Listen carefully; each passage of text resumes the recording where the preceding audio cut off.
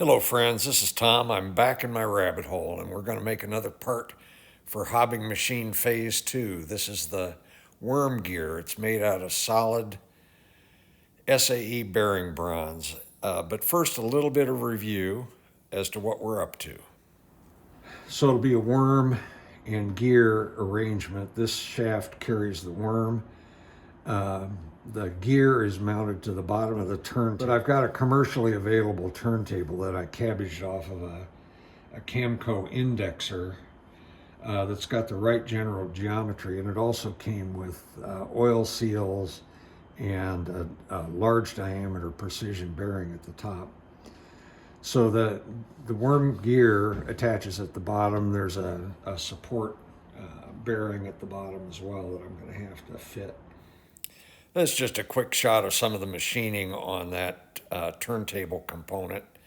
This is being repurposed from a Camco indexer, and it needs to be sized and bored to accept the components at the bottom end of it. Doesn't look too bad. This is 4 3/4. That's the pilot diameter for the gear. And there'll be an overhanging flange here on the gear that I'm going to have to put a bolt pattern in to hold the gear to the hub. But that doesn't look too bad.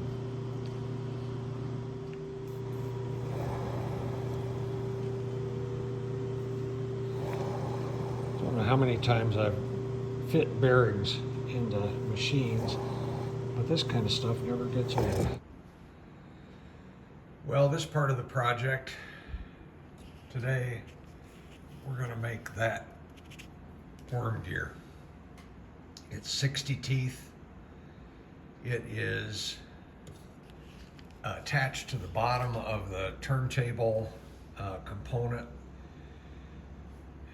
So I've got a 4 3/4 diameter on the turntable. That has to be let into the gear, and then it's going to attach to the turntable with a 1/4 20 bolt pattern. Yesterday we did the machining for the cone on the tapered roller bearing, the diameter. We established the dimension from that reference surface to that mounting surface down there. So now I'm going to create a sketch for that gear that's got the relevant dimensions on it, and we'll get it set up. And my plan is to attach it to the turntable with a cap screw circle, bolt circle, and then I'm going to mount that whole works on the hobbing machine somehow. Haven't quite figured that out, but that's my plan. And I'm going to hob that the gear teeth on that worm gear with the whole assembly kind of bolted up. Well, this is what the sketch looks like, just for reference. The quality control department is still in the drunk tank, so this is just our way of kind of keeping track of what I'm supposed to be doing.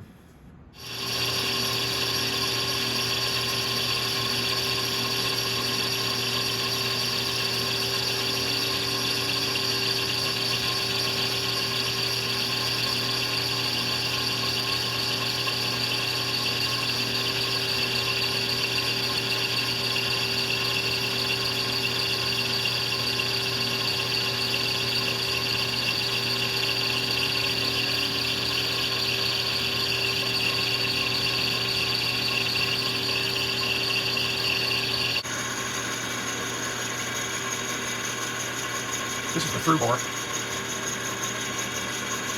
a little under 4 inches.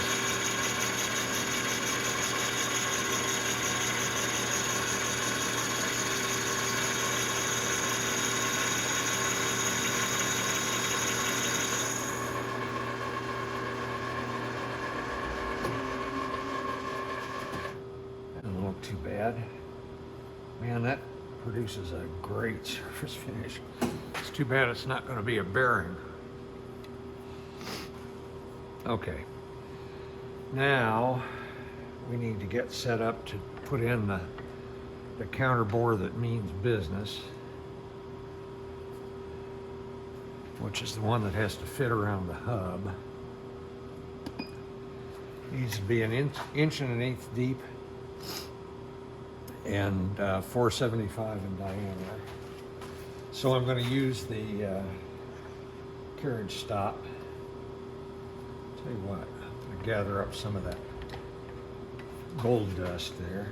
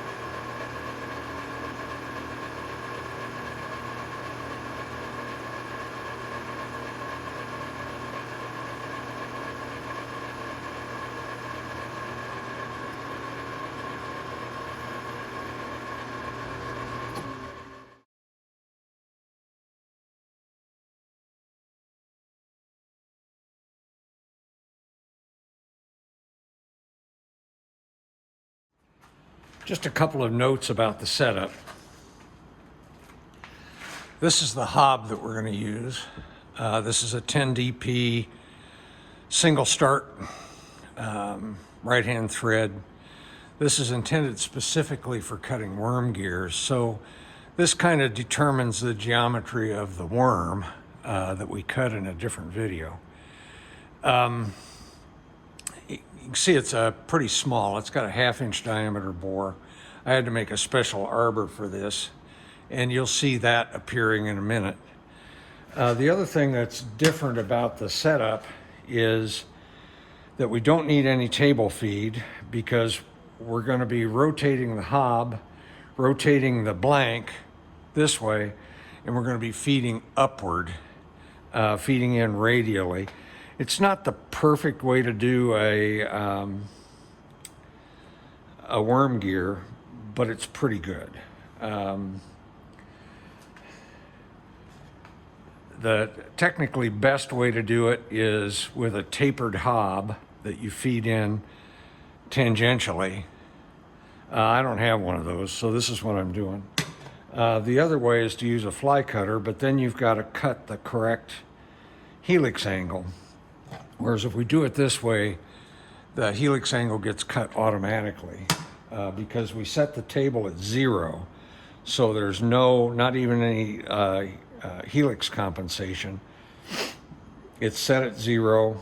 We lock the lead compensation. We disable the feed.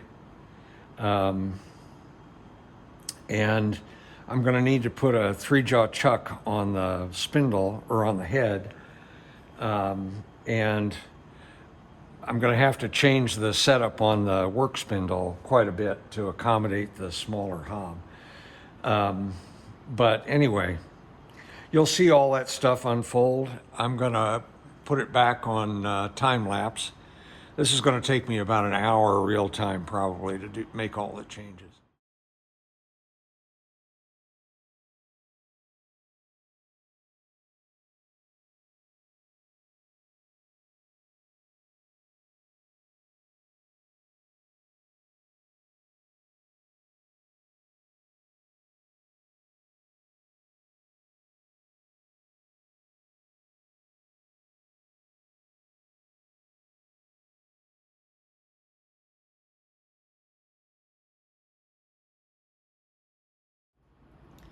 Well, I got most of this done.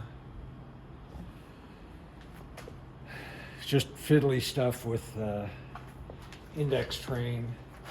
And I've got the lead train disabled, and I just crank down on that bearing right there to immobilize the lead system. I've got the feed disabled. I've got the system set up for 60 teeth.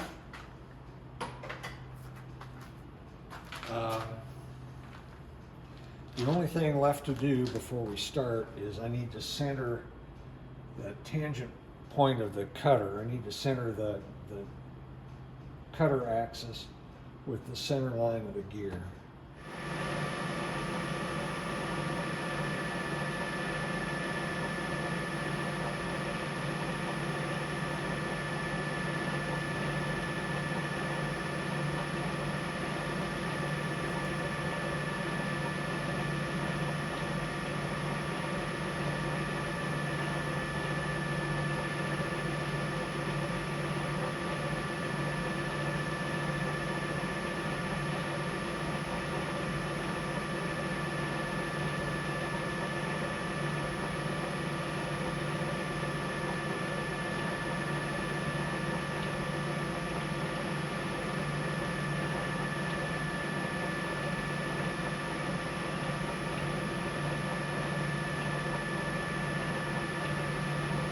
This is a first.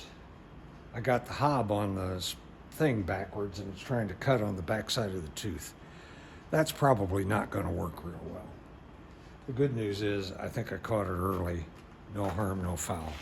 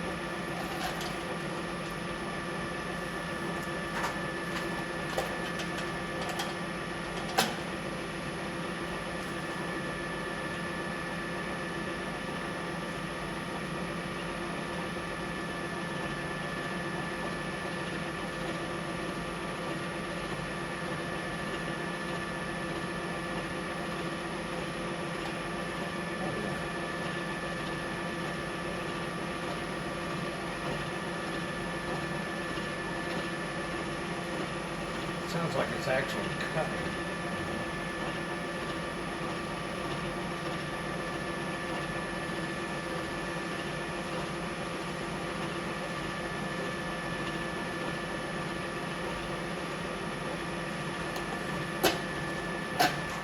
Well, I sped up this part because frankly it's kind of boring video unless you're really into ASMR. What I'm doing is advancing the knee upward about 5 thousandths every time I hear it stop cutting. So every revolution, it starts to go light on the cutting, crank it up another 5 thou. So I'm taking it all the way up to 261 thou full depth. That's almost done.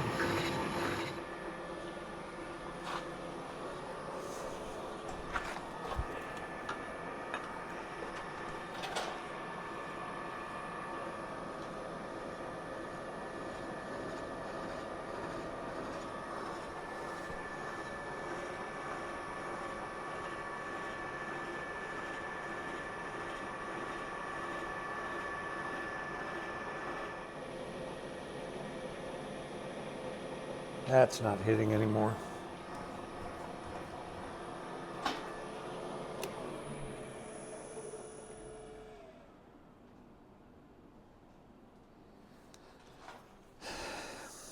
That's cut to my full depth of 261, and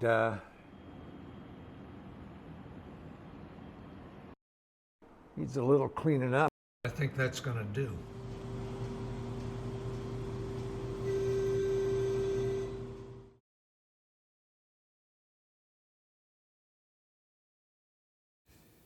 Well, that's about it for this video. This part came out pretty good. I think we'll be able to use it. And once again, thanks for watching. Thanks for your interest and attention. I'll thank you in advance for your like and your subscription if you haven't subscribed already. And be sure to hit the little bell so you get a notification the next time I put one of these out. Thanks.